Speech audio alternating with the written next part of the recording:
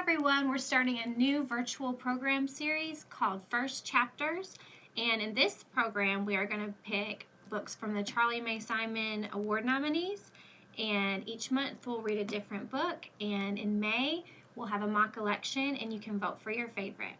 And this month we are going to read Song for a Whale by Lynne Kelly.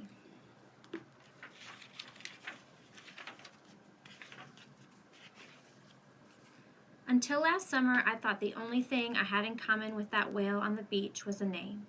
I sat with Grandpa after collecting shells and driftwood scattered along the shore and wildflowers from the dunes. The shells and driftwood were for Grandma, and the flowers were for the whale. Grandpa had asked how school was going, and I told him it was the same, which wasn't good. I'd been at that school for 2 years and still felt like the new kid. Grandpa patted the sand next to him. "Did you know she was probably deaf too?" he signed. I didn't have to ask who he meant. The whale had been buried there for 11 years, and my parents had told me enough times about what happened that day. I shook my head. I hadn't known that, and I didn't know why Grandpa was changing the subject. Maybe he didn't know what to tell me anymore about school. The whale had beached herself the same day I was born. When she was spotted in the shallow waters of the Gulf, some people stood on the shore and watched her approach. My grandma ran into the cold February water and tried to push her away from land as if she could make a 40-ton animal change her mind about where she wanted to go. That was really dangerous. Even though the whale was weak by then, one good whack with a tail or flipper could have knocked Grandma out. I don't know what I would have done. Jumped in like she did, or just stood there. She wasn't born deaf like we were, Grandpa continued. The scientists who studied her said it had just happened.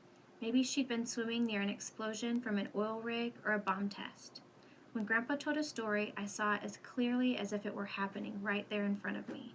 His signing hand showed me the whale in an ocean that suddenly went quiet, swimming over there, over there, over there, trying to find the sounds again.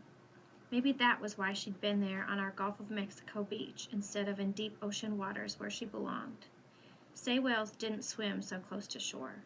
Only her. On that day. A whale can't find its way through a world without sound, Grandpa added. The ocean is dark, and it covers most of the earth, and whales live in all of it. The sounds guide them through that, and they talk to one another across oceans. With the familiar sounds of the ocean gone, the whale was lost in her new silent world.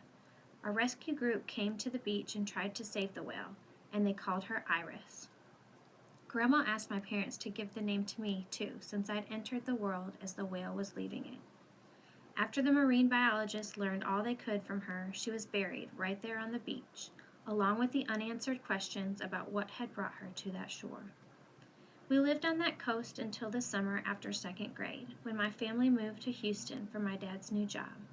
Since then, we went back just once or twice a summer. The good thing about our new home was that it was closer to my grandparents. I liked being able to spend more time with them, especially since they were both deaf like me. But we all missed the beach, and I missed being around kids like me. My old school had just a few deaf kids, but that was enough. We had our classes together, and we had one another.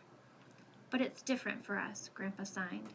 Out here there's more light, and all we need is our own small space to feel at home. Sometimes it takes time to figure things out, but you'll do it. You'll find your way.